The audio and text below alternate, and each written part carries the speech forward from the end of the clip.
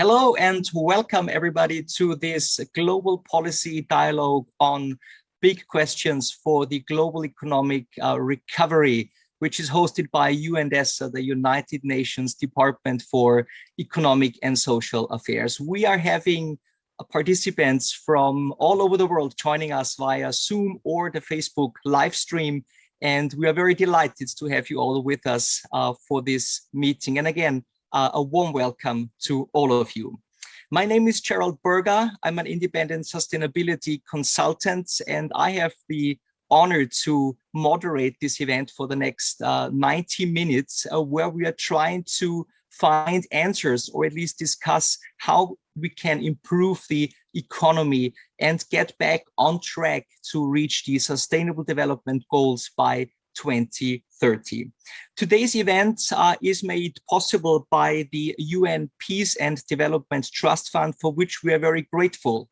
And this event is truly special because it is a dynamic intergenerational dialogue where we bring together, on the one hand, the esteemed members of the UN High-Level Advisory Board on Economic and Social Affairs, and we pair them with the youth leaders. These are representatives of the young generation who will provide their view, their take on the big questions that we are facing right now in the world. And because they are ultimately the generation who has to live the longest with the consequences of all the action that we are taking right now.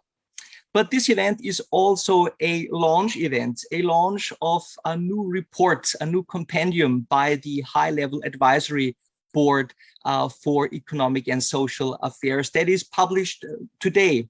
And this High-Level Advisory Board is giving their key messages and policy recommendations that are going way beyond business as usual. And the important thing is that they are trying to find answers to rethink, refit, and restructure the existing norms and rules of how to achieve sustainable development. It's an excellent report. It's sort of fresh off the printers. And you may ask, what's the name of it? Yes, I'm telling you, the report is called 6 Questions for the Global Economic Recovery.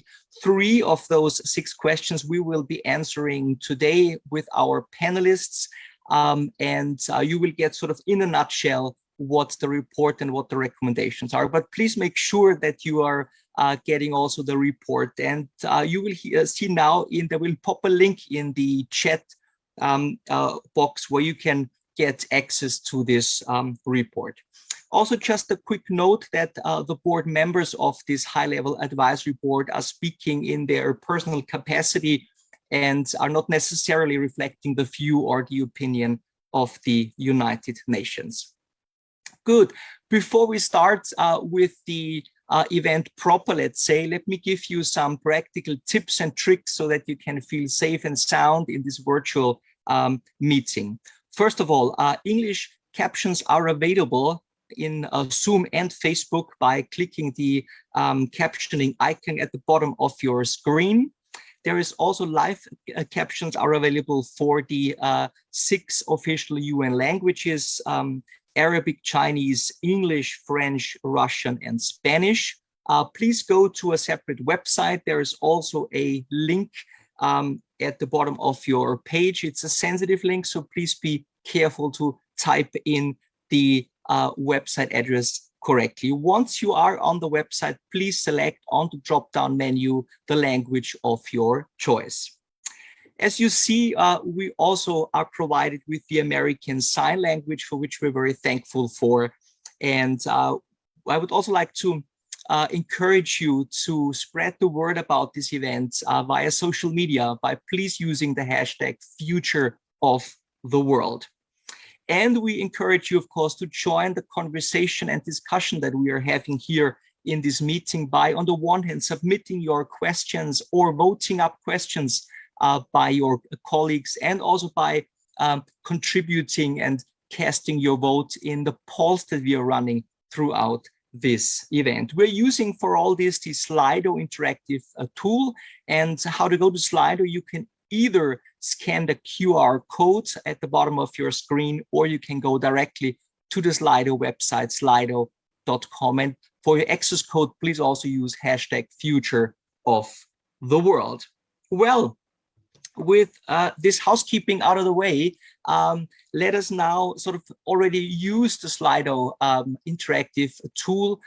Before we start into our proper discussion, I would like to invite you to share with us your opinion on the following question. And I may ask my colleagues now to share the Slido first poll question, and I will read it out loud to you so that you can also follow here. The question is, what do you think we need to do to get the economy on track? And the options that you are having are: ensure equitable access to vaccines globally, implement policies to secure fiscal space and reduce debt burden, encourage more productive and sustainable investment, foster technological innovation, or strengthen multilateral responses to the global crisis. So please go to Slido right now, either by scanning the QR code or go directly to the Slido homepage. And the poll will be open for a few minutes because we are now happy to hear from the head of UN DESA, Under Secretary General Lu Jianmin. Mr. Lu, thank you very much indeed for joining us today. And I would like to hand over the word now to you for your welcome remarks. Thank you, Gerard, for moderating this event. Good morning, good afternoon, and good evening to all participants, and welcome everyone. I'm very pleased to be with you today for this session of the UN DESA Global Policy Dialogues, where we are asking big questions for the global economic recovery. The current state of our global economy has left many wondering, what next, what now? And the prospect of a sustainable recovery remains challenged by a mix of interlinked challenges.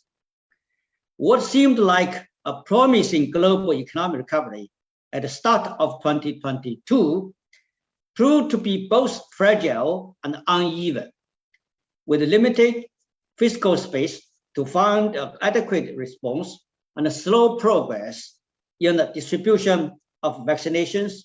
Many countries, especially in the developing world, saw their COVID-19 cases increase and their economic growth decline. Families have been forced into poverty, income and wealth inequalities have worsened, and international trade remains disrupted. Geopolitical tensions and the conflict in Ukraine have now worsened our plight, compounding pre-existing challenges such as climate change and undermining our efforts to achieve the sustainable development goals. So how do we move forward? How do we get the economy on track? And how do we do this in a sustainable way that leaves no one behind? These are the notions at the core of the questions guiding our dialogue today.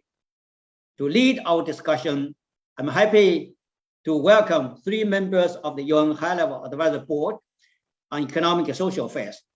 As members of this board, they have been supporting UN DESA and the world UN community to provide focused recommendations on both the immediate policy options needed to ensure our post-pandemic recovery and the medium to long-term strategic vision necessary to deliver the proposals outlined in the Secretary General's report on our common agenda.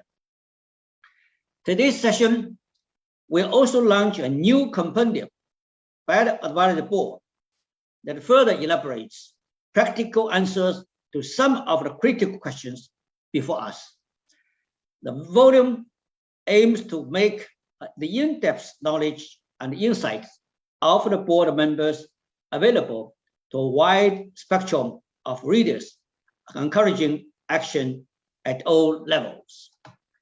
I'm also happy to welcome our youth speakers and cannot overstate the importance of shaping solutions for the future with those who will lead it. Finally, I thank the UN Peace and Development Trust Fund for making this event possible. My hope is that insights presented by the experts in the compendium and in the dialogue today will be useful to you as we work towards our goal of building a better world, leaving no one behind. I thank you.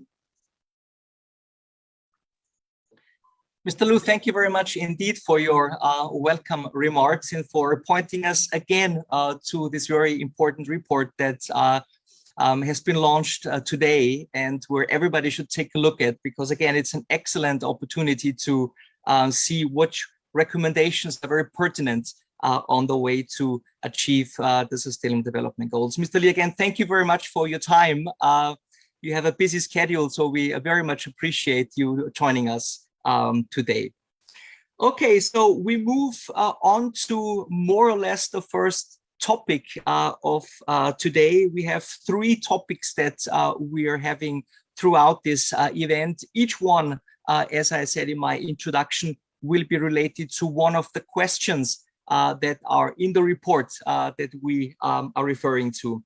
The first one is, or the first topic that we are addressing is the question, how do we get the economy on track?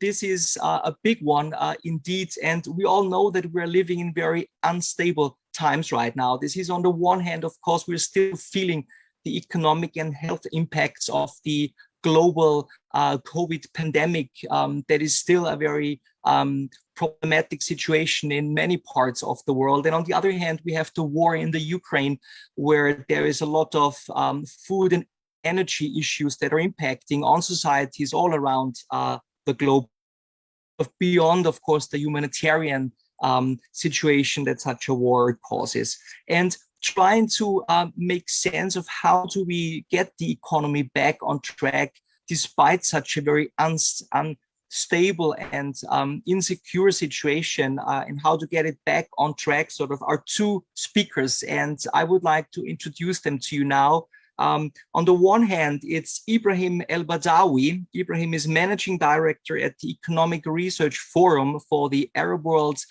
Iran and Turkey, and is also a member of the high-level advisory board on economic and social affairs. Ibrahim, a warm welcome to you. And from the youth leaders, we have Aya Maria Ruhana. Hello, we have Aya Maria Ruhana. She is a UN Foundation Next Generation Fellow and an economics student at the American University in Beirut. Aya Maria, also a very warm welcome to you. Before we go into the discussion and the conversation with Ibrahim and with Aya Maria, let us quickly check the results of the poll. And thank you very much to each and every one of you who contributed their views. And can I ask my colleagues now to share the screen with the results of the first poll? And yes, here it is. As you can see, the 34% is changing. It's a live situation. Here's implement policies to secure the fiscal space and to reduce debt burden. So the debt burden issue is still sort of an important issue for many of you. This is the sort of the highest rank where you think this needs to be done to get the economy back on track. And the second highest, I'm just reading this, even though you can see it on the screen, is to encourage more productive and sustainable investment. Sustainable finance, sustainable investment is for sure something that we will be discussing later on as well in the conversation. So as you can see, again, this is very important to get a little bit of a feel, a temperature measure, if you will, of your views on the main thing that the main topics that we are discussing here. So, but now let's start our first panel discussion. And Ibrahim, I would like to turn to you now. You have been working very intensively at the high-level advisory boards on your recommendation for the report that is coming out today. And you had another meeting this week to discuss further the recommendation that you put forward in this report.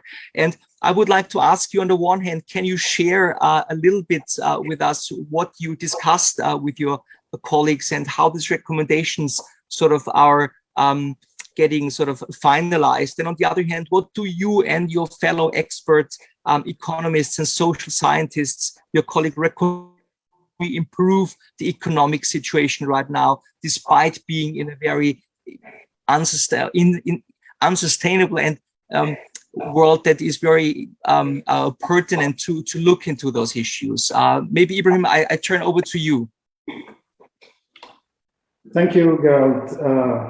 Very important question and for the opportunity. And I would like also to take this opportunity to thank Mr. Genman for his leadership and his colleagues for their contribution to facilitate the conversation and the very wide-ranging and very disciplined discussions that we have had the past 2 days on the various aspects of the report.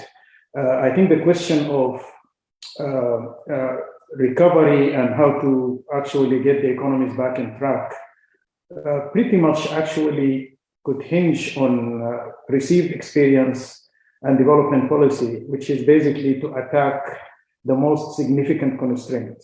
And the most significant constraint facing many economies in developing world and advanced economies alike is the issue of the impact of the COVID-19 pandemic, and particularly to consider addressing the inequities in terms of access to the vaccine within the countries and between countries.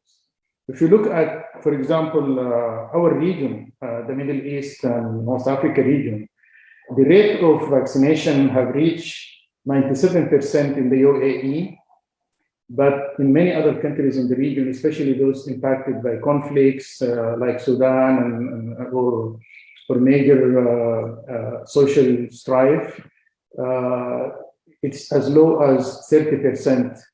In sub-Saharan Africa, it's even lower than that in countries like Nigeria. So there is huge inequalities in terms of access to vaccine.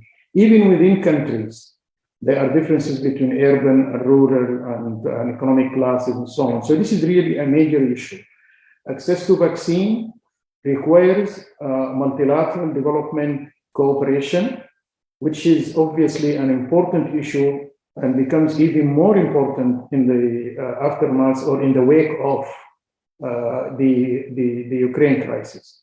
Because right now, even before getting out of the woods, so to speak, following the COVID-19 pandemic, now the world has to deal with the consequences of the war and the multifaceted implications, consequences for supply chain, for food prices, and then of course the impact of the sanctions. So all of these combined are really posing considerable challenge. So the discussion, even though they were very technical kind of discussions and very important discussions, there was a consensus that the geopolitics of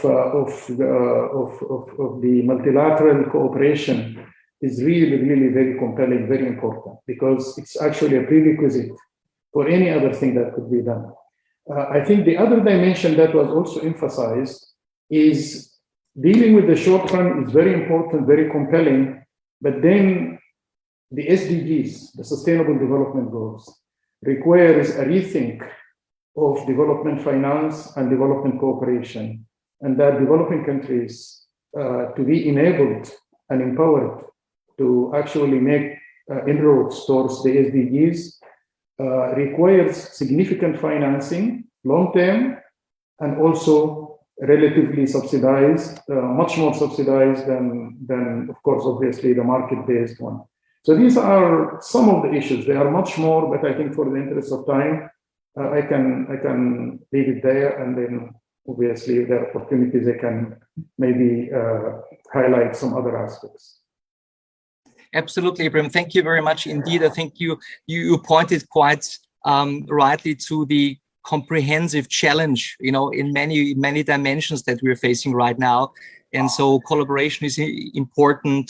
Financial aid is important. So thank you very much for this first contribution. Aya Maria, may I turn to you now as one of the young leaders, as you are called, and you are joining us from Lebanon. And maybe the importance from you is seeing, from your perspective now, what life is like right now for your generation, for your peers in Lebanon. So maybe you can help us a little bit to understand, what it is like very practically for you to see what the job prospects are, what the economic situation is for the young generation. Can you give us a little bit of a feel how you experience this in your daily life?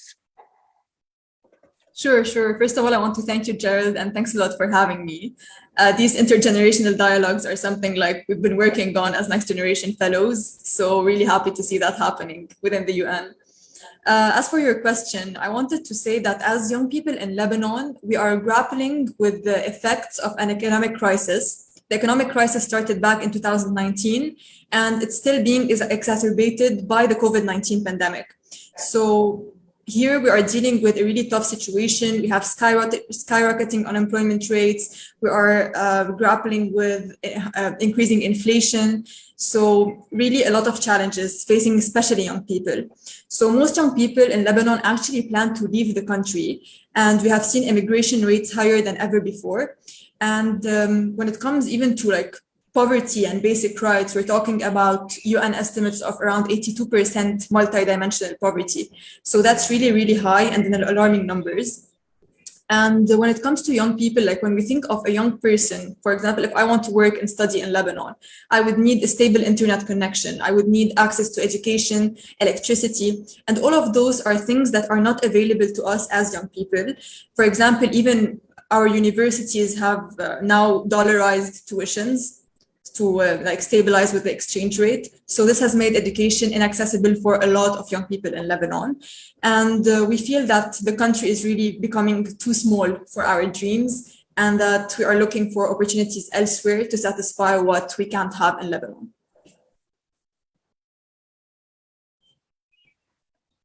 Thank you very much, Marie, for this is very important to get, the real life situations. And what's also quite remarkable of what you said is, on the one hand, that the crisis was there before. There were issues before, problems, and this has been supercharged somehow by COVID, which is something that I guess we need to take into account as well. And I think the brain drain that you were referring, that many young people are leaving the country, this is something I think very severe for every region in the world, for sure.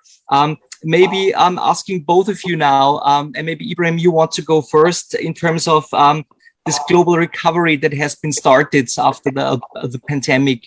At the end of the day, I think this offers opportunities when we have to come out of a very difficult situation again, but it also poses severe challenges.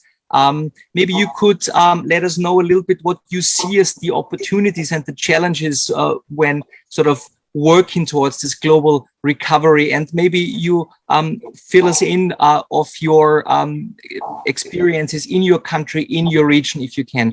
Ibrahim, maybe can I ask you to go first? Thank you, Gerald.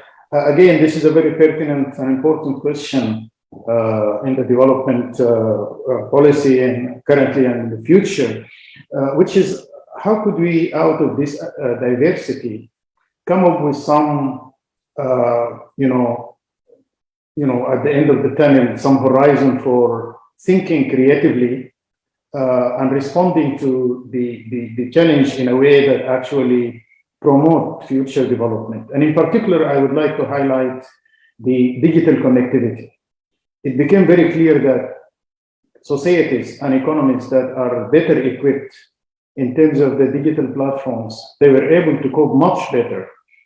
In fact, at the Economic Research Forum for the Middle East and North Africa, we did a satellite, what we call a satellite telephone, surveys covering households and firms in 4 countries: Tunisia, Morocco, Egypt, and Jordan. And we did find some very interesting insight that actually certain sectors, such as tourism, tend to be much more impacted by the COVID-19 and more recently by the Ukraine crisis. So sectors that are very intensive in transactions, they tend to suffer more. There are also small SMEs, small and medium enterprises, also tend to suffer more. And these are the sectors that are very important for creating jobs. So it seems to me that actually the emphasis now is to actually embrace technology, especially digital technology, as well as to be prepared for how to deal with a digitech economic order. Now we know from researchers, including some from our group at the advisory board, such as Professor Dana Roderick, that actually the future of development will have to change considerably, that manufacturing is no longer going to provide the kind of jobs that were associated with the economic transformation in China and other historical Asian countries. Now we have to think about high productivity agriculture, high productivity services. And just to give you an example from my own experience when I was a Minister of Finance in Sudan after the revolution in 2018, that we tried actually to introduce cash transfers through digital platforms. And the international community supported that initiative quite considerably. They provided close to $1 billion. And I think that will be the direction, because from now on, growth strategies will have to be inextricably linked to social policy, because providing decent job is going to be a challenge until you prepare the population, until you actually improve productivity. And in particular, in our region, from Lebanon to Morocco, everywhere the informality of the labor market is a very major challenge. And so formalizing the informal sector will be very important. Restructuring the economies will be very important.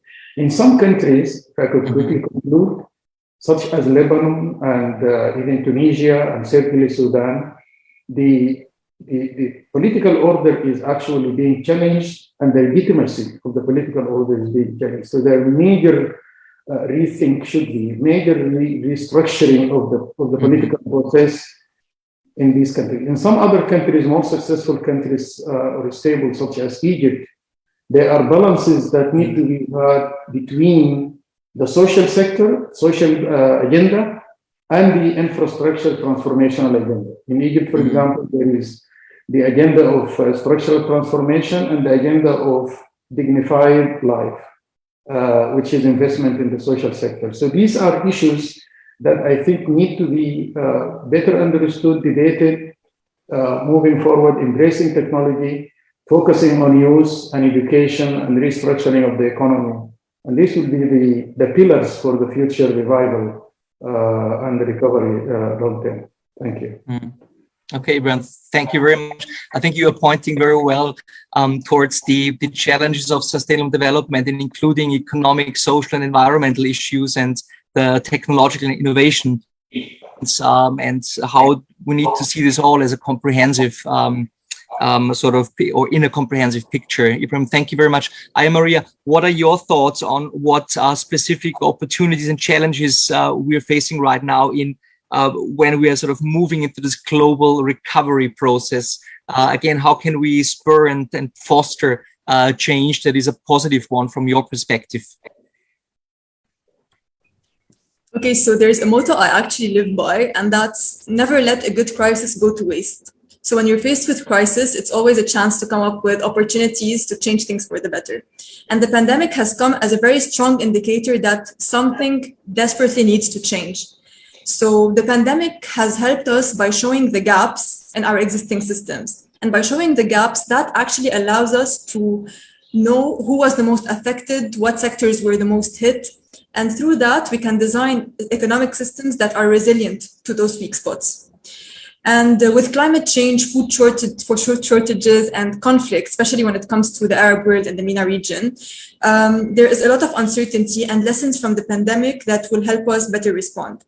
Now, how I see the future, like from here on, it's that it would rely on a solid cooperation between nations, so a global cooperative system, in order to ensure better trade, better policy, and better response to any possible upcoming crises. And this cooperation would mainly have a role at two different levels.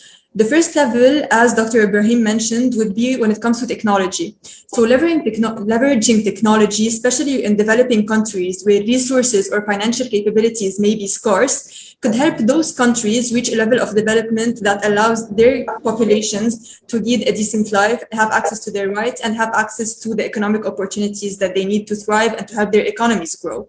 And at the same time, that would help us with food security by ensuring smarter supply chains, trying to minimize the disruptions that happened, whether it comes from crises like the one in Ukraine or from pandemics.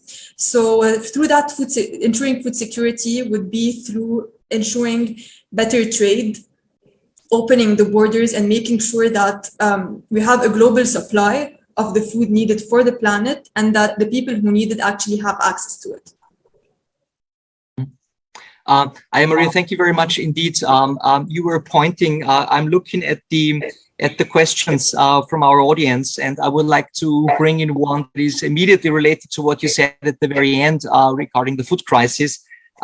There is a question from Isra Hamad from Dakar in Senegal. Which economic policies can prevent or alleviate the current food crisis? Maria, you've been talking about better trade, the quality of supply. Maybe Ibrahim, could you also focus a little bit on the question that we have from our audience in terms of the economic policies that could prevent the current food crisis? What would be your take on this question? Yes, this is a highly relevant question for our region and especially for sub-Saharan Africa. I remember back in 2000 at the World Bank, we produced a report under the title "Can Africa Claim the 21st Century?" And we went to Harvard and discussed this with Jeffrey Sachs, who recommended that the World Bank should acquire a scientific capability or scientific expertise, and that Africa needs scientific agenda in the area of health and agriculture. I think this obviously will not address the immediate issue in terms of the food crisis, but in the medium to long run, African agriculture need to be actually significantly enhanced in terms of productivity. And I think the international community, the World Bank, the UN system, the FAO and IFPRI and others needs to focus on how best actually Africa could catch up with the new technology in agriculture, vertical agriculture and otherwise. This will be very important. In the perhaps short to medium run, hopefully some pricing policies might help to influence taste and demand for cereals. Right now, there are technology to produce sorghum-based bread or hybrid, sorghum wheat bread, and like in places like Australia, it will be important and useful to help African countries actually to explore this. There is a cassava, for example, and some other tropical cereals that could be used. At least to diversify the portfolio of food choices in order to cater against this. But obviously, the immediate answer would be really for the, and which we discussed actually the past 2 days at the advisory board, which is multilateral cooperation to end this war. Somehow, ending the war would relieve actually the crisis in the short run, but in the longer run, some of these measures would be necessary and important. Ibrahim, thank you very much. Very interesting, because I think what's also very interesting in the report, because you were referring again to your report and how you address these issues. This is on the one hand the technological issues, but also this bridging short and long-term challenges. And I guess this is something what, especially when we speak about these topics in the context of sustainable development, it's always an issue to think about short-term needs that we have to address, where the political arena is also very important, and what are the long-term consequences of society and so on and so forth. So again, thank you very much. This is a very important hint, and again, I can only recommend everyone to to look at this topic that we are discussing in the report. But Maria, before our time for this part of the panel discussion is up, would you like to add something on the question of the economic policies and the sort of what the current food prices, apart from what you pointed in your last remark?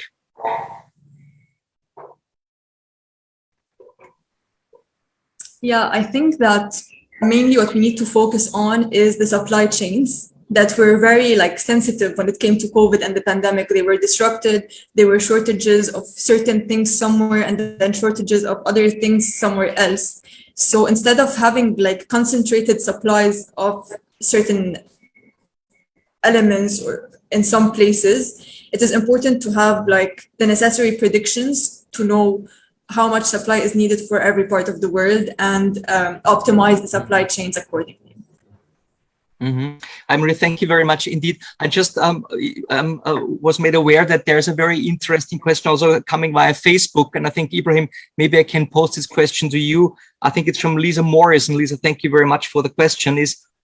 Would you please address, I'm reading this out loud, Ibrahim, to you, would you please address the role of corporates, of companies around the world and their responsibilities towards the economic recovery? So what is the big corporations and the corporate world industry, what would be their role apart from, as we said, policies and the international community? Ibrahim, could you maybe let us know your thoughts on the role of the corporations in this context? Yes, actually, I think in time of crisis, especially global crisis that has global reach, multinational companies has social responsibility duties, and this is an issue that my colleague Dayate has spoken to very eloquently and forcefully in our conversations. It's about actually maybe some sort of national and international regulation should be imposed. And hopefully, in cooperation with the cooperation of these companies, like oil and energy companies that are reaping considerable profits as a result of this crisis. I think they should probably be asked to contribute. The other thing is the speculation on the food market, and perhaps I don't have there are some studies on this, but the price hikes in food commodities and cereals and edible oil and so on are also influenced by speculation, financial speculation. So ending financial speculation and preventing financial markets from getting into the food commodities would be another item that I think policy item that needs to be considered. Thank you very much. Also, obviously, research should be very important. Companies can actually contribute research and technology to underdeveloped agricultural sectors in Africa and other developing regions. Everyone, thank you very much. Very, very important aspects. And I'm very sorry. I misread the person. The question was posed by Dana Durrani. Dana, I'm sorry, just to put this right, who was posing the question. Maria, I would like to give you also the chance. Would you like to say something on the role of corporations? Because as Ibrahim said, that they have capacity, but are also sort of working sometimes on different interests. Would you like to add something from your perspective? Yes, I believe that corporations, like the private sector in general, does have a very important role in not only helping the recovery from the crisis, but in leading it. So when it comes to corporations, they have first the financial abilities. As Dr. Ibrahim mentioned, there's the whole R&D aspect. So everything related to research and how to make the existing systems more efficient. And through that, we can really leverage that to reach a stage where the economy is more stable and where we're recovering. And now also in leading that transition, as I said, using the crisis for opportunity. For example, when it comes to Lebanon, we currently have an electricity shortage. So if the corporations take action and start investing in, for example, green technologies and renewable energy, that would, at a lower price than it would take to fix our existing power supply system would allow us to have electricity maybe 24/7 while contributing to solving other crises such as the climate crisis. So I think that's the important part that corporations have to play. Mm-hmm.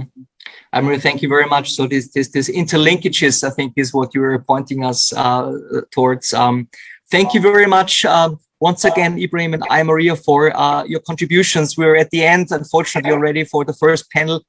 Time is moving swiftly, but I think very interesting thoughts, very interesting experiences that you share with us here. And it was a pleasure having you. So thanks once again to both of you for your contributions. Thank you, for sharing. Thanks for having us. For the opportunity to actually learn about the thinking of the younger generation. That's really great. Very much so, Ibrahim. This is, as I think Marie, you said, this is a fantastic opportunity to pair the esteemed members of the high-level advisory group and you as the young generation, and that we see sort of what needs to be done from the expertise of both of you, but also from the future thinking. So thank you very much. And we move on swiftly to topic 2 of our event. This is the second part of the questions of the 6 big questions that are in the report. And this one is on, can we still save the planet? I think we all need to shout out very loudly here. Yes, we need to. And this is, so we're turning a little bit the focus here, not away from the economy, but opening this up and putting the environment more in the focus, and see how we can rebuild the economy by still protecting the environment and making sure sort of that we're not losing out on our planet by the many challenges that we're facing right now. So before we go into the conversation, once again, I would like to invite everybody of the audience members from all around the world, which is the interesting part of all this, to answer another poll question. And again, please, can I ask my colleagues to share the poll question on the screen? Thank you very much. Here it is. And again, you go to Slido, please, for answering the following question. The question is, I can read it out loud to you. How can the world reach a net zero path and meet the goals of the Paris Climate Agreement? You have again several options.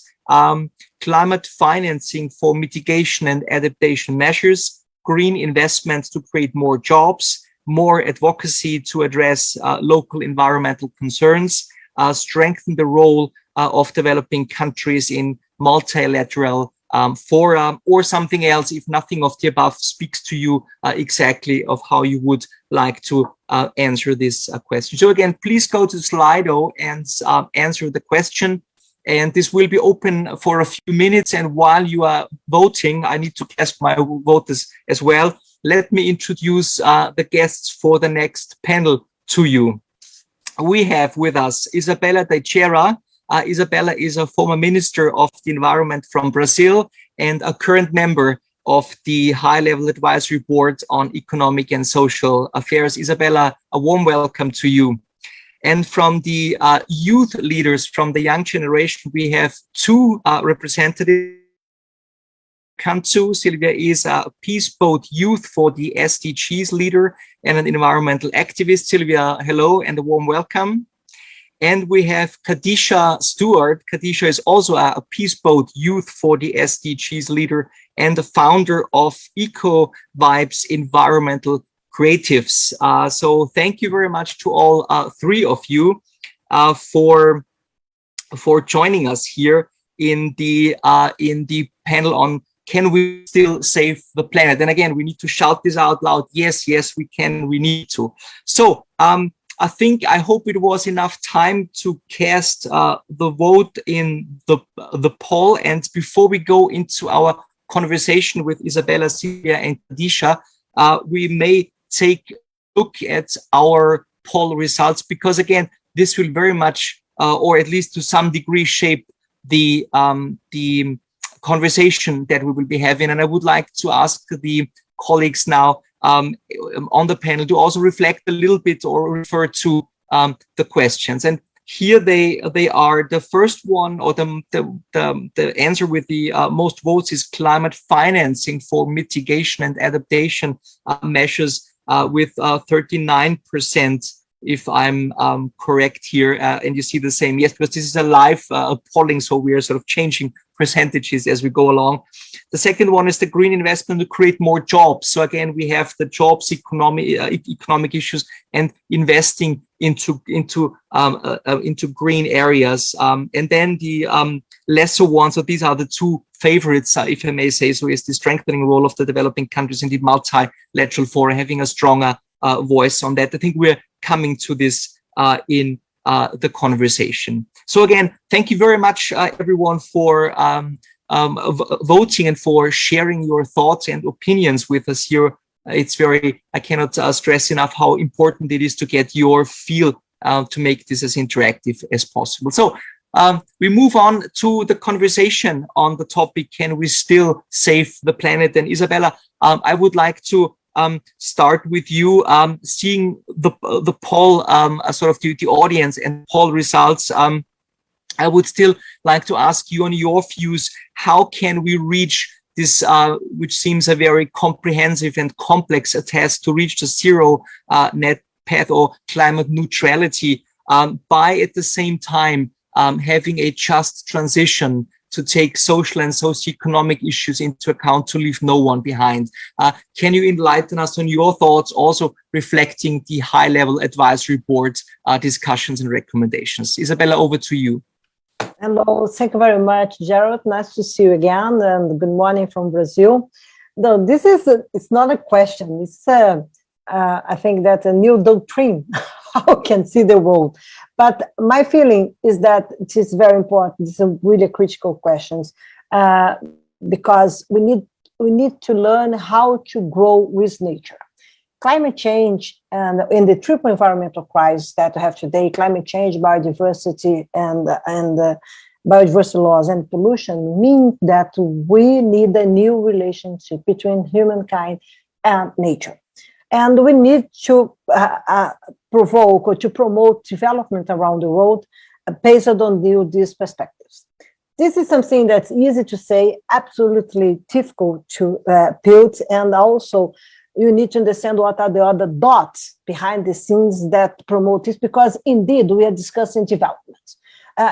You need to have the focus on development to face social inequalities, to understand better how we can improve natural resource use and be efficient, to understand better how economic growth must be fair and inclusive, as you mentioned. But you cannot use this or dialogue based on this, trying to postpone the urgency of the present. So when we discuss net zero perspectives or even decarbonization, we need to understand what it means in short-term perspective. What are the decisions that must be taken now in such a way that you can be in the future in new bases and promoting development, and also facing the challenge of social inequalities and also environmental inequalities. You need to observe that the triple environmental crisis will impose us also environmental inequalities. It's not what is happening with consider what will happen consider risk and vulnerabilities, because we have the triple environmental crisis.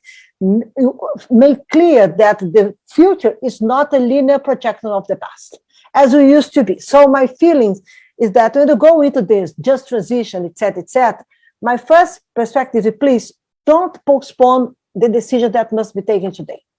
Even if you have some contradictions, even if you have the short-term perspectives or the short-term trends that will impose new conditions, new reality, like post-pandemic crisis effects, like war in Europe, like what's happening today in the geopolitical arrangements between Western and the Western world. We need to understand this, but we cannot use net zero perspectives or how can raise ambition, increase ambition in Paris Agreement implementation as you deal with this in the future. No, the decision must be taken today, even consider the ambiguity of the trade-offs of short-term perspectives.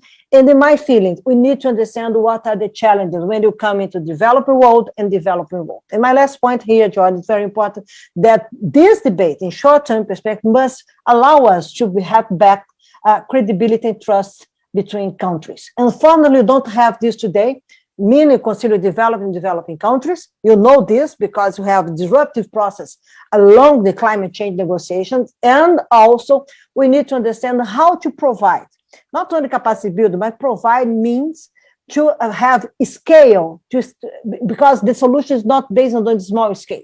We need to understand how we'll promote scale and also have the engagement of non-state actors with co-responsibility. My feeling is that we need to discuss this based on innovative governance arrangements, based on innovative tools like innovation technology, based on new realities that we are facing today. And this reality is not only the geopolitical ones or geoeconomic ones, it's also from nature. You have 1.1 Celsius degrees of rate of temperature in the world. So it's not have to take decisions today based on the past or believing that you can postpone to the future. The reality today imposes us the illusions of the present. So my feeling is that we need to understand the dimension of the crisis that we have today. And my feeling today, unfortunately, is that some players that still believe that can postpone or bring the past to the present. It's not true. And the costs and vulnerabilities and risks will share for everyone. So unfortunately, with asymmetries, okay, and also, of course, with a game that is not clear today if you have a game changer on the table today. My feeling is that they have tension of short-term perspective that trying to bring the past again. And we need to understand that we need more than influencers, we need game changers, and we need also to observe what are the decision process for development, the global and regional and national one that must be established in such a way that you can deal with reality and not with some fantasies or something that, let's believe that in the future will be better. No, today we have worse conditions and we need to deal better with risk vulnerabilities and risks and climate risks and vulnerability, consider our perspective of development and how we can face social inequalities. Back to you. Isabella, thank you. This was a very important call for the urgency of decisions and not postponing, because the consequences of what we're doing are so far reaching. It's very interesting. Again, I'm giving a little hint in the report, because you were talking about this change agents and this mentality. There's also this new mindset needed that you are outlining in the report, which is fantastically outlined. So again, as you see, I'm putting hints where the report has very important answers complementary to what the high-level experts are saying. Isabel, thank you very much for this first contribution. Sylvia and Khadija, I'm turning to you now for the youth leaders, the young generation. You are both ocean experts. Maybe I'm turning to you, asking you what your recommendations would be in order to, what can be done to protect the ocean more. This is also a very pertinent issue.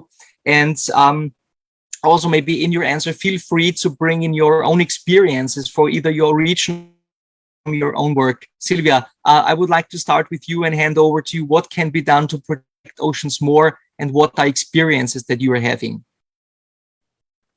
Thank you, Gerald, and thank you everyone for being here this morning. That's a great question. A lot can be done to protect our oceans, and I think one of the first steps, and I know that Khadija will agree, is to first begin by looking at our ocean and any sort of ocean-related issues as climate issues as well. We cannot we cannot deal with these issues as some separate entities, as if working for mitigation or adaptation is something removed from what's happening in our ocean and ocean communities. I think that we need to start by having this mindset change where we really consider the impact of all of our actions as really impacting the oceans as well, just as much as they affect the atmosphere.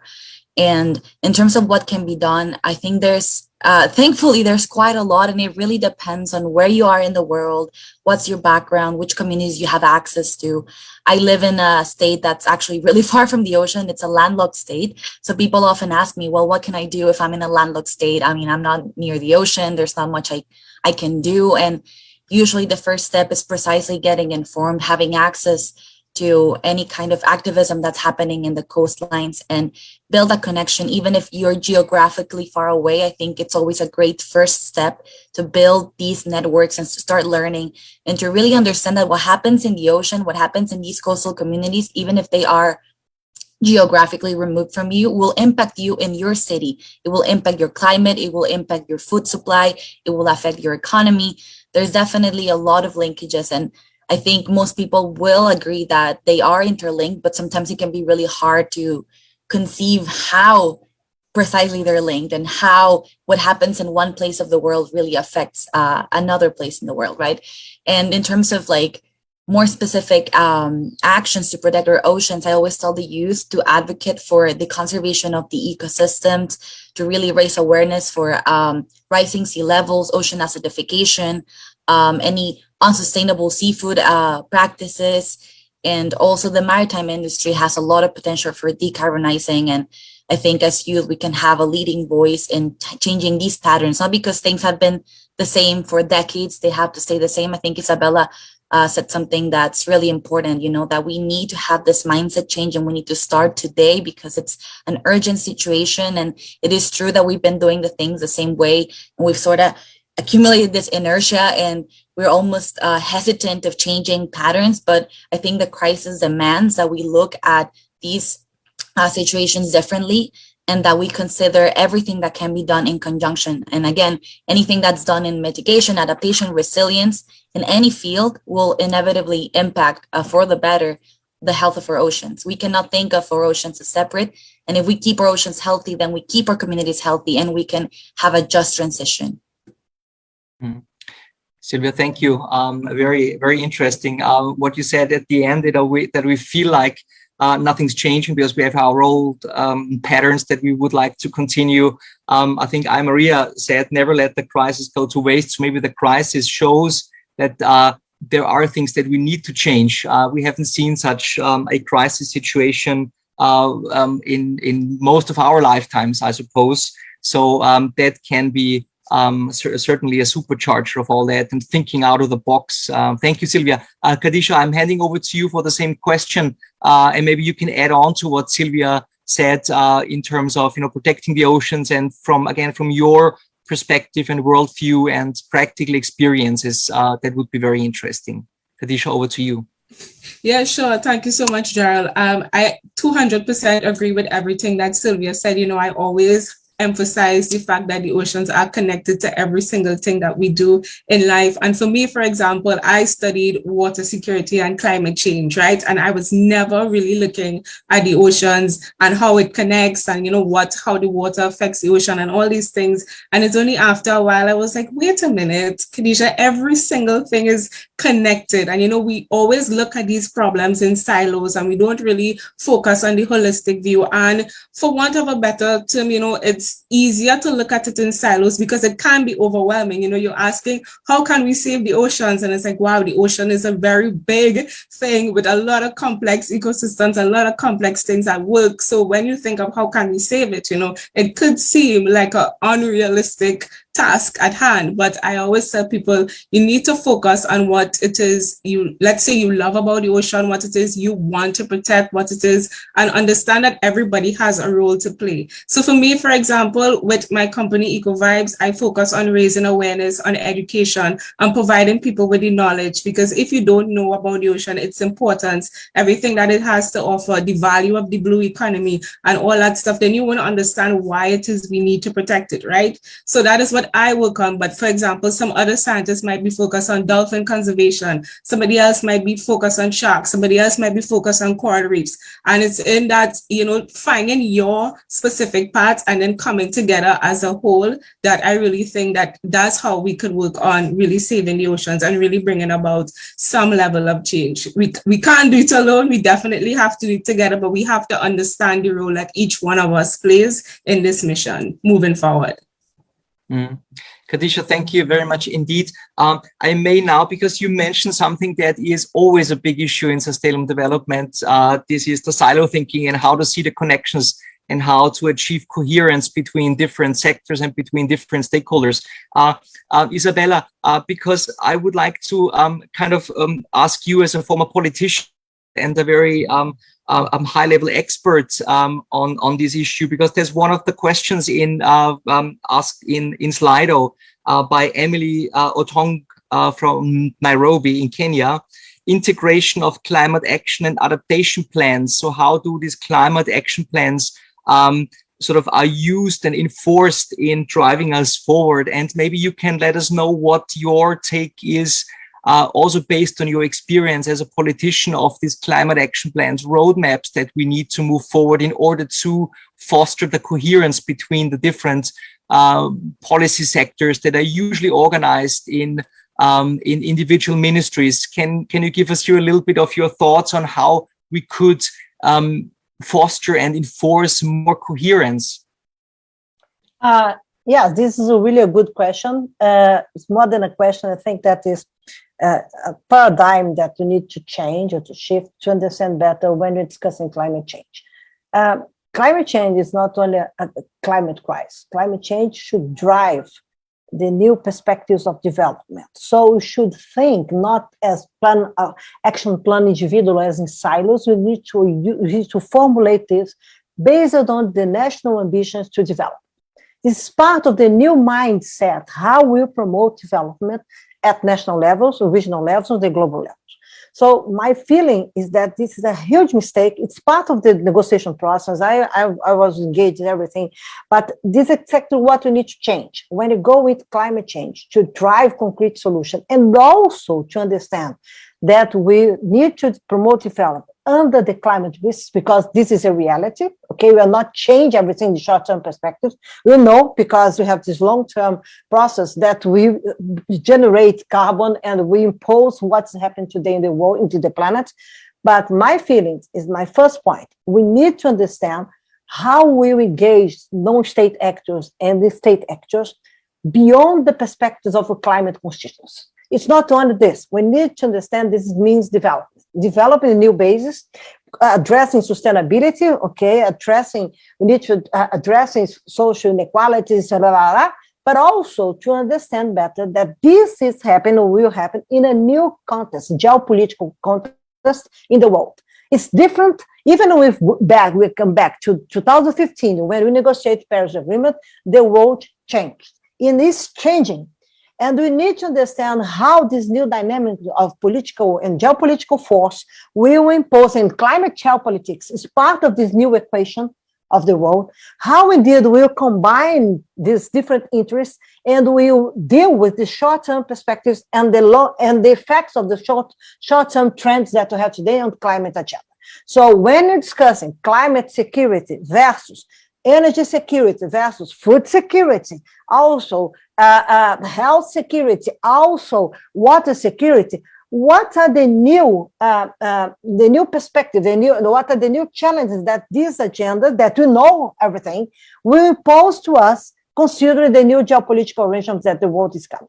We cannot forget this, because this also will impact international cooperation, and also will impact the importance of the multilateralism, or this new momentum of the multilateralism, as the Secretary General is all the days provoking us, stimulating us to understand the common challenge and to repact. We need new pacts, global impacts to come together. So my feeling is that to try to understand better how to integrate climate action, to understand better the plan of action, we need to know this into the national perspective based on development, but we need to understand how international cooperation will roast this new interest and how we will change international cooperation to facilitate this new reality, or to be part of the new building, to build a new reality, consider the world that's changing. Climate change is part of this. It's not only part of the problem, but part of the new equation that I hope that will promote solution and not have the world split as we have today. And my last comment, don't forget it, that part of this equation also means democracy versus autocracies. It's very important to understand how we want to come into this agenda, okay, together, and why you should come together. My feeling is that not should address based on threats. We need to understand the opportunities, how indeed the new political world is coming in an economic perspective, job generation, etc., but more than this, why you should come together based on the challenge to tackle climate change. It's not clear today, I'm sorry, but it's changing. People believe this, and in my feeling is that to go beyond the green wishing, George. It's not greenwashing, it's beyond the green wishing. People want to be together because let's tackle climate change. But when you decouple all the dots that we need to build solution and also climate governance, we'll know that we have a blur. And today, with the war, today with pandemic crisis, etc., we need to have additional blood that is so complex to take decisions short-term perspective. So my feeling is that we should come together and discuss why you should be together in short-term perspectives. Back to you. Isabella, thank you very much. Thank you for this comprehensive answer. Time is really not our friend today, but I would like to very, very briefly, because Isabella mentioned the international negotiations and sort of bringing in different stakeholders. And this is, I guess, when we are preparing for the next COP in November in Egypt. And Sylvia and Khadija, with a very short idea answer, maybe, what would you suggest, or what would be your message for especially the younger generation attending the next COP? What should they focus on? What should the voice in this big environmental or sustainable development global forum be? Khadija, maybe very shortly, what is the most important thing that you would suggest to young delegates?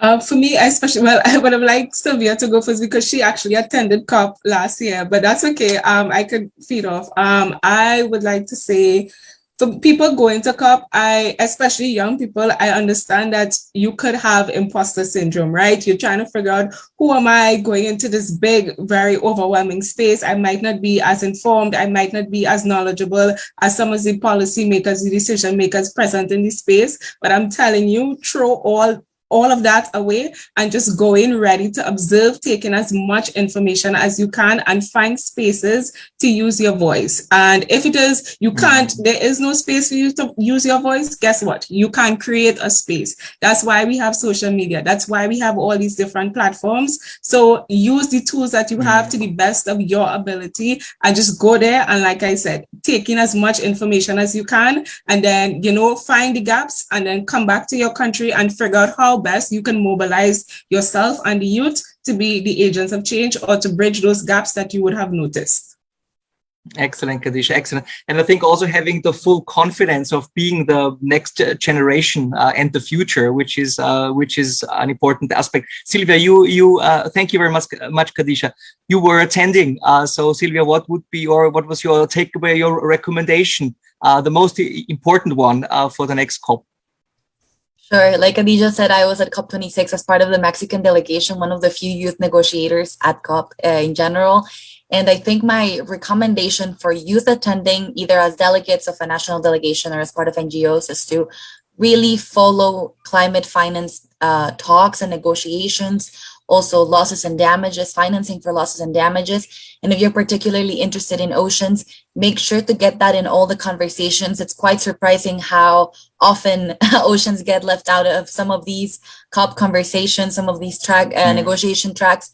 So definitely keep it at the forefront. And like Khadija said, be confident, take up space, and also hold your leaders accountable, because it often happens that they make a lot of compromises and promises at these spaces, and then the 2 weeks, 3 weeks pass and it's almost like they forget. So make sure that it doesn't just stay in Egypt this time, but that they bring it back and that they implement it and that we actually see changes and not just documents being produced.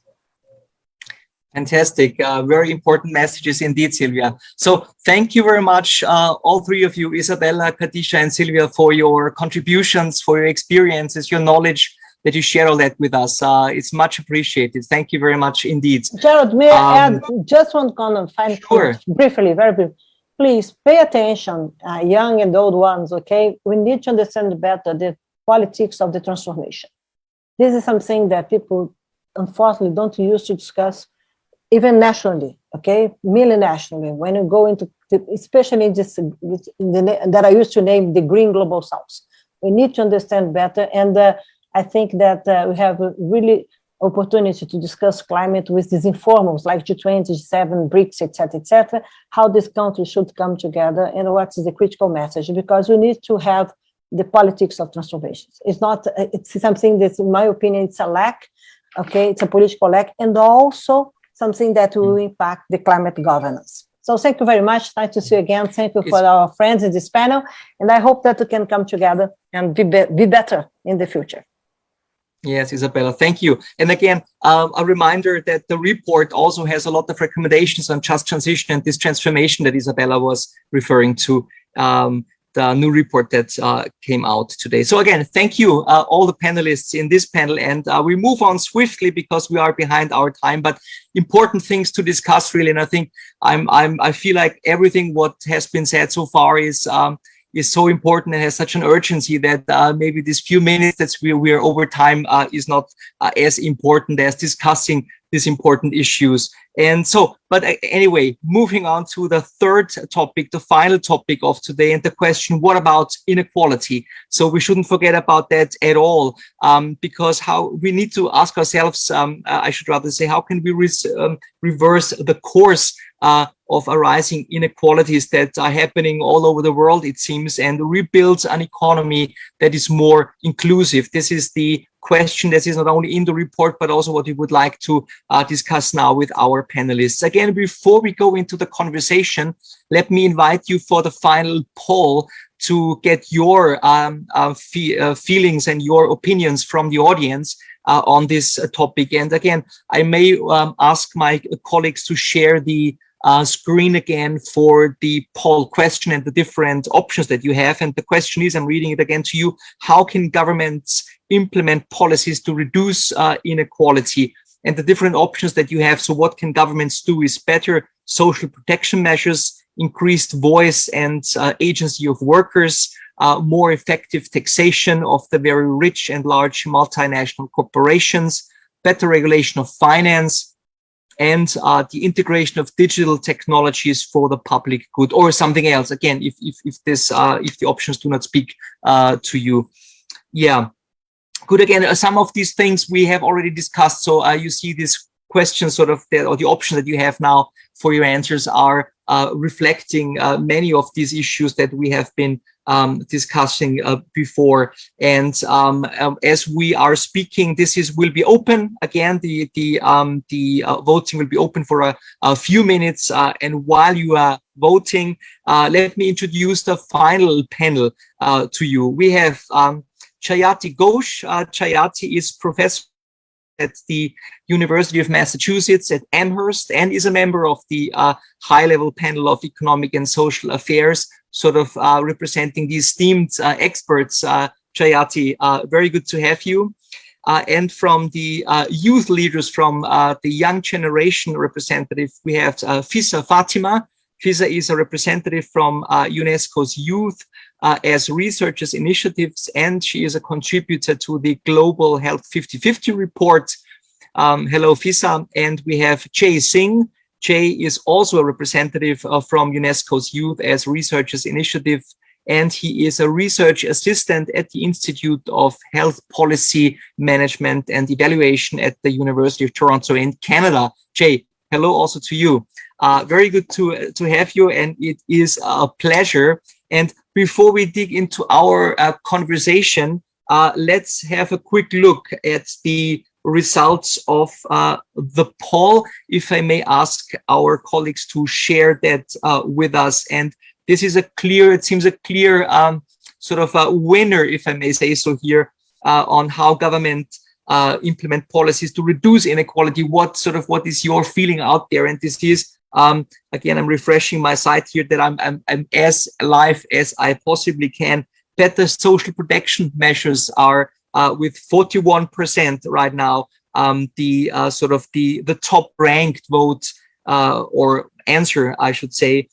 Better regulation of finance. So the social protection and the regulation measures are the ones that are in the lead here of what the better effective taxation is coming up now. As you can see, things are changing, but I think we get a picture here that the protection measures are very important. So again, I can only ask you in the panel to also reflect maybe in your answers, if you see that there is a reference to the poll results, then please do so.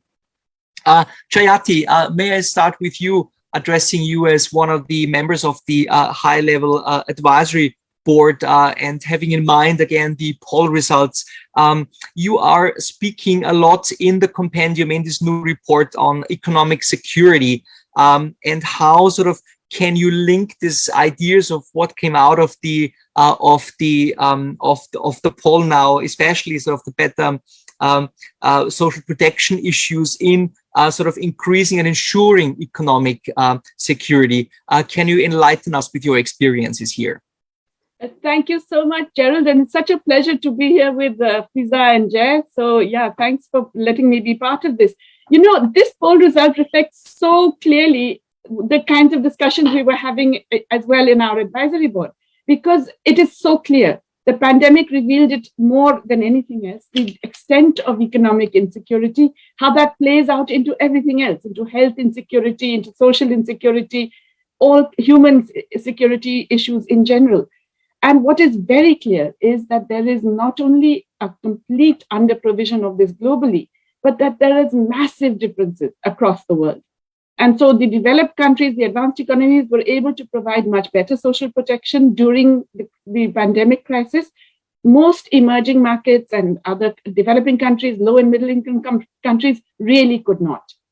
And the extent to which there had been social spending before that in health and so on was also a critical determinant of how badly your society was affected by the pandemic. So clearly, we have to have much more extensive universal social protection, universal basic services of good quality provided to all people. The question is, how do you finance that? And again, your poll the people are aware of the fact that you have to get the resources available to governments to be able to do this. Most low and middle income countries spent a small fraction of what they had spent even after the global financial crisis. So what do we need? We need, for example, to make sure that these countries are not affected by very rapid volatile capital flows that limit their ability to increase their fiscal deficits. So financial regulation, definitely necessary to ensure that. We need to make sure that the finance that exists is directed towards the needs of the people. Again, we need domestic financial regulation for that. But also we need to raise resources for governments. And there is so much low-hanging fruit out there. There are multinational corporations who are paying 2%, 3% effective rates of taxation globally, when domestic companies are paying 20% plus. There are very rich individuals who are paying almost no tax. I mean, the very publicized examples are the richest men in the world, Jeff Bezos and others, and Elon Musk and others. But across the world, our governments cannot tax the extremely wealthy, partly because they don't even know where all the assets are stashed.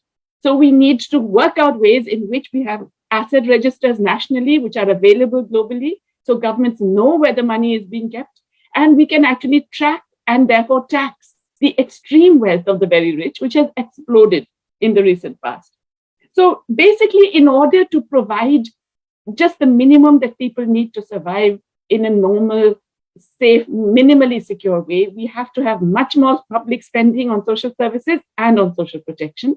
And we need to finance that through those who have benefited from this period of catastrophe, which is large multinational corporations and the extremely wealthy. Thank you very much, Jayati. I think active steering is what I'm hearing from what you're saying, and this would be my interpretation, that policy needs active steering here because these are very severe issues that get across the board of all societal members, and we cannot just let that go. And very interesting. Thank you very much for your first contribution, Jayati. May I hand over now to Fiza and Jay in terms of as you are representing the young generation, and we're talking about social security here, or the economic security, I should rather say. And you, as being in college or recently graduated, so you are really sort of representing the future here, if I may say so. How do you feel about economic security, and how could it be improved that it affects or impacts the best your generation? Fiza, may I start with you, and then Jay, please. Thank you so much. So I recently graduated. I completed my undergraduate degree. And I would say that I feel economically vulnerable because currently Pakistan is currently going through economic recession, and the government is currently going through economic crisis. So the things are very volatile as of now, and the struggles that we are facing as fresh graduates is that there's a lot of supply, but there's a lot of supply from the youth side, but there aren't enough jobs for us. So there's like a huge competition, and that allows employers to exploit the newcomers as well, because they offer they offer exploitative wages. They offer wages which are below market average, and just because there's a lot of demand, people are trapped into this vicious trap. So that's one thing that makes me feel very insecure. And secondly, the reason is the inequality in Pakistan operates at multiple levels, in the sense that it's very intersectional. So for example, women are affected disproportionately than men. People belonging to lower class are affected differently, and they have different access to education, different kind of resources, and different kind of job opportunities. So I would say that just because of this unequal infrastructure of the country, the poor are getting poorer while the richer are getting richer, and the gap between them is getting wider and wider. Thank you, Fiza. Very interesting thoughts on that. Jay, can you share Fiza's sort of experiences? You're coming from Canada, or you're based in Canada. Can you let us know what your feeling is about this? And again, from your generational perspective, it would be very interesting. Jay, over to you. Awesome. Yeah, thank you so much, Mr. Gerald, and to all the other attendees and all the viewers watching the live stream. It's quite an interesting thing. I wanted to paraphrase something I think that one of the former speakers, Aya Maria, spoke about, where she spoke that in her own personal context, the country she lives in is not big enough to hold our dreams or account for our dreams. And oftentimes, you often find young people looking elsewhere, looking overseas to try and meet and find those opportunities. That really spoke to me because I'm the son of immigrants. My family came to Canada and with a very similar mindset. And Canada is usually, as you can probably see, our diversity is one of those countries where it is thought that opportunities exist. But while I'm so proud of what Canada is, I do personally feel that in recent times, there has not been enough to really tackle the issue of economic security, particularly among young people, but also across other demographics of the population. I'll speak to 2 points. One is more of an anecdotal one. I'm still in university. I go to University of Toronto. It's a very diverse university. So we have people like myself, born in Canada, from the area, but we also have thousands of international students whose families have sacrificed a lot for them to come to the country. And it is concerning to hear about their stories, no matter where they come from, of, what's life going to be like when I am out of university once I've finished? Am I able to find a job, get permanent residency, get citizenship? They're concerned about the relative stagnation of wages, the very high cost of living here in Canada, and particularly housing. And as Fiza mentioned, there's also an element of intersectionality to that. So particularly people from less fortunate backgrounds, people of color, particularly the Indigenous populations in Canada, also face other significant challenges related to that. And then on sort of a more concrete note, I want to talk a little bit too about what the larger national perspective is. Prime Minister Trudeau, a name you might be familiar with, came in 2015 on the backs of youth voters and youth participation and really advocating for this new perspective that he could bring to the table. And I think while he's been effective in some ways, we've seen in the past couple of weeks in terms of polling, youth are actually moving away from Mr. Trudeau and the Liberal Party in precisely because of the concern that he isn't able to, his party is not able to meet the challenges of economic security that we're facing. And unfortunately, the last thing I'll say is that when you take a look at these poll results, and the analysts do say, it represents not only a disengagement with the party of Mr. Trudeau, but also a disengagement and a disillusionment with the political process in general. That the politicians and policies are not accurately reflecting what needs to be done, and maybe it's just best just to zone out altogether. That's the worst case scenario there. So that there is a concern there, and that is unfortunately reflected in Canada as well. Mm-hmm.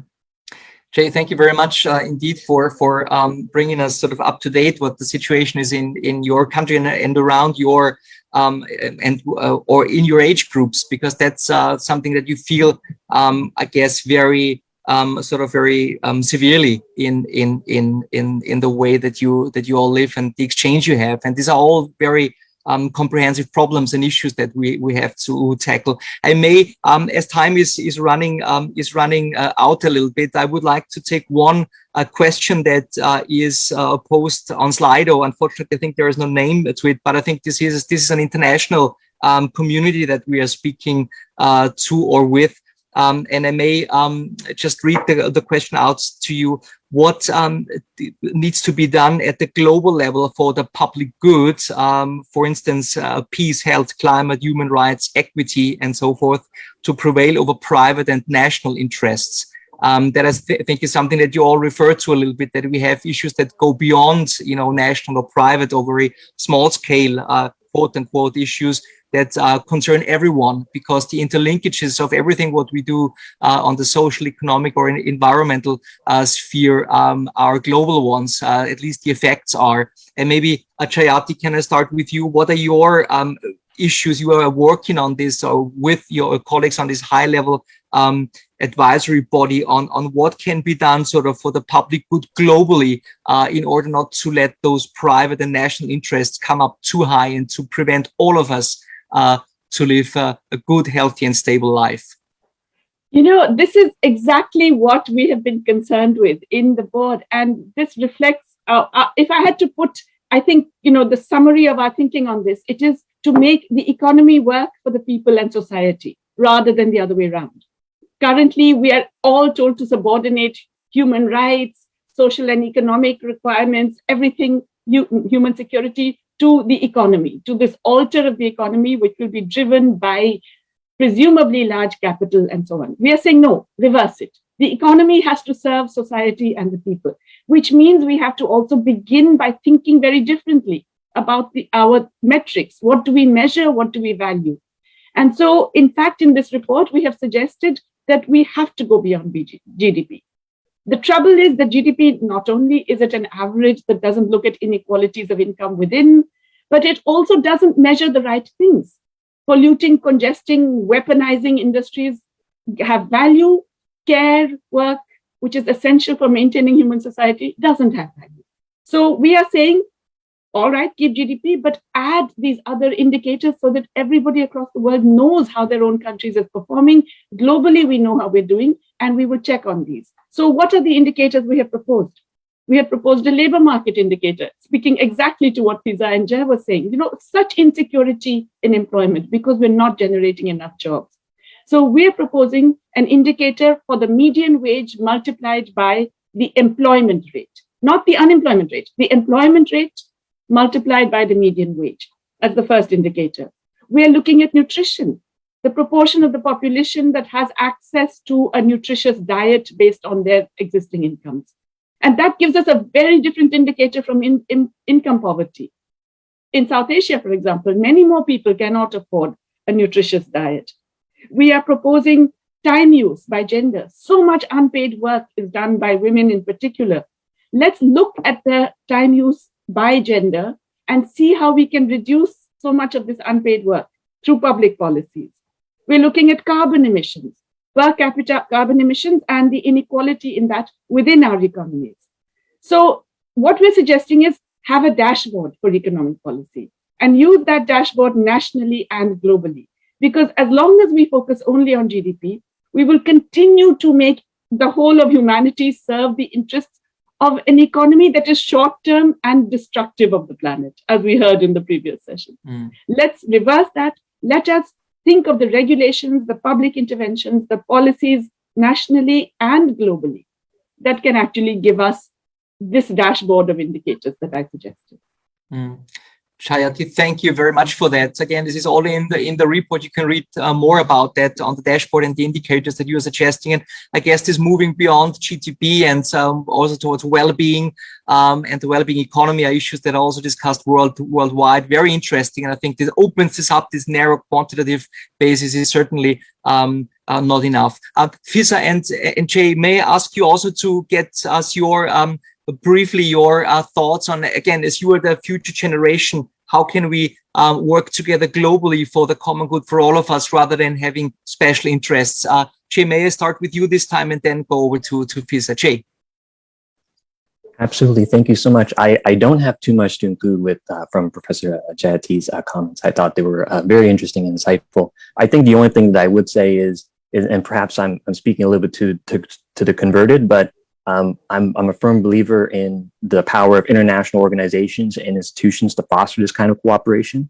And so perhaps my first inclination would be perhaps the United Nations would want to take a leadership effort and in sort of talking about the indicators that Professor Jayati spoke about. How exactly can countries and other institutions and it's very diverse situations implement them properly, and how can we kind of work together? We're in different circumstances, but a lot of our problems are actually surprisingly similar. And so perhaps the United Nations could talk a little about, okay, so we're going to work together as a global community to use these kind of metrics and build a more inclusive society based off them. Okay, thank you very much. Fisa, I hand over to you. Okay, so I would just like to add one additional point, and that is I believe that education is like a key accelerator to economic security. And we do have SDGs focusing on equal access to education. SDG 4, we have the Dakar framework, which advocates for education for all. But we also need to work on its implementation and implementation to make sure that everyone is getting equal access to education. Because for me, I'm going to speak from my own personal experience. Getting higher education was so challenging for me in terms of access, in terms of funding, because quality education has become directly proportional to high education fees, which is unaffordable by a lot of a majority of people. Even if you belong to a middle class, it's very difficult for you to acquire higher education. So it doesn't matter how many schools or how many universities there are in a country. It matters if people or more and more people have access to that kind of education. And currently, education system, I believe, has become very commercialized, very institutionalized, and it has become a private. It has become a privatized education, which is just getting money, and students are getting into huge, humongous student loans, which they are unable to pay back even after 10 years of their graduation.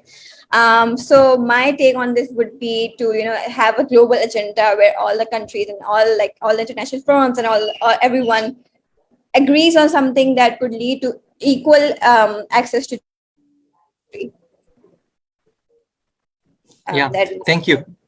Fisa, thank you very much. Yeah, very, very interesting. Not only a call for the United Nations to take the lead, which they're already, I think, doing in many instances, Jay, and also Fisa saying how important education is for everyone. And again, these are issues that should not be restricted to the ones who can afford them, because again, this is what the question was, I think, pointing towards: how can we have a global share of all these things that are important to move forward, and not only for very much. Once again, Fisa, Jay, and Jayati for contributing here to the panel, for sharing your experiences, your knowledge, and your expertise for sure on this topic. Thank you very much. Thank you. Thank you. We are running. Great to be with you all. Thank you. Thank you. We are running a little bit over time, but again, I hope that you forgive us the sort of that we are a little bit like 3 minutes over time, because the topics are really important, and I felt like, I think like all of you, I suppose, that it's important that we let each and every one of us have a say in and share the experiences and the information that we have on the different issues, so that we can learn on that. We're already coming to an end of today's event. These 90 minutes, they just fly by, don't they? It's amazing. It was full of important and necessary exchanges. And I would like to thank first and foremost, of course, our panelists for the great discussions and for sharing their experiences and their insights. It has been a real pleasure. And I guess we all could learn from your points, and also reflect about them and take our own experiences, our own worldviews into account here. And also, of course, thank you very much to the audience for not only contributing to the discussion by sending in your questions and voting up the questions by other colleagues, but also contributing your thoughts and your opinions, I should say, in the poll. It was very important to get your feel as well. To make, even though we are so many, it's good to have as much interaction as we can. Those of you, by the way, watching via Zoom, when you are exiting, not yet, but in a minute or two, there's an exit survey that will pop up, and we would like to ask you to spend a few minutes. It won't take long, but your feedback would be much appreciated, of course, by the organizers. And we can always learn from how you felt about that and how useful this conversation was. UN DESA will be back, of course, back with two more of these global policy dialogues in June. They will be connected to the Sustainable Development Goals, the SDGs, that are reviewed and in the focus of this year's high-level political forum, the HLBF, on sustainable development in July in New York. And these SDGs are, just for your information, education, gender equality, forests, the ocean, and partnerships. So make sure that you are attending one of those meetings. You are getting an information on when these meetings, these dialogues take place. They will be in a similar form as today. And again, please make sure that you are attending. Meanwhile, of course, take a look. We have been referring to the report during this event. Have a look at the new compendium, the new report by the High-Level Advisory Board. It's really worth your while, and it has a lot of added value, I guess, on all the discussion that we have. And you can dig a little deeper and read more in detail about many of the things that we were discussing today. Again, the link is in the chat box. You find it somewhere. I'm sure it was put there at the very beginning, but you can also, of course, visit the UN DESA website at un.org/DESA. Then you can also find the report there. And finally, of course, we would like to thank, I think all of us would like to thank UN DESA, the organizers, for making all this possible, for providing this platform of exchange and information and knowledge. It's a fantastic opportunity, and thank you very much for that. This leaves me to thank you once more for participating here. To all of you around the world, it was a pleasure hosting you. It was a pleasure moderating, and I hope we see many of you at the next global policy dialogue that UN DESA is organizing. And in the meanwhile, let me wish you a good rest of the day, wherever you are in this world. It was a pleasure. Thank you very much, and bye-bye.